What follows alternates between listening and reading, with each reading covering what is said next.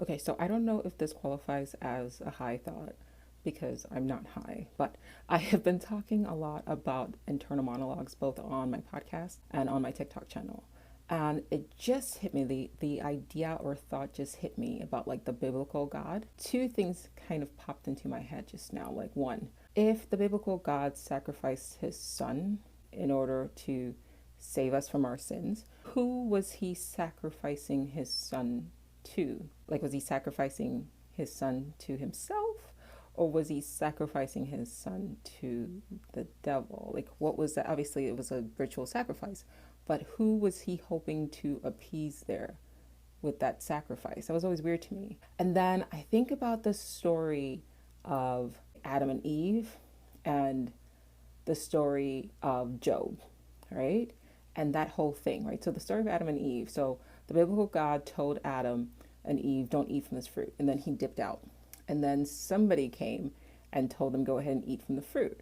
And I was just like, well, okay, what if the devil, because why wouldn't God just destroy the devil? Like, that's the second question that's always bothered me. Like, you're the most powerful being in the world. You have this adversary, but you like never just destroy it. Like, why keep it around and have him like fuck things up? Then I realized, like, what if, so we were created in the image of God or the gods, Elohim, and we have internal monologues. So then does God have an internal monologue? And is the devil God's internal monologue? Legit, think about it. It would make sense for Adam and Eve to just go with what the devil said if the devil was God's internal monologue. So like God just showed up looking like God, but like his internal monologue had like taken over. I don't know, maybe God has like dissociative identity sort of or something like that. I don't know. And then the whole story of Job, it says like the devil just kind of strolled in and then that whole conversation happened.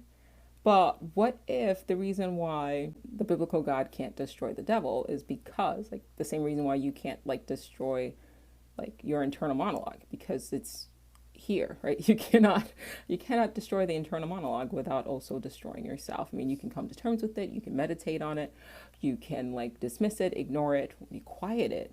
But legit, what if the devil is the biblical God's internal monologue?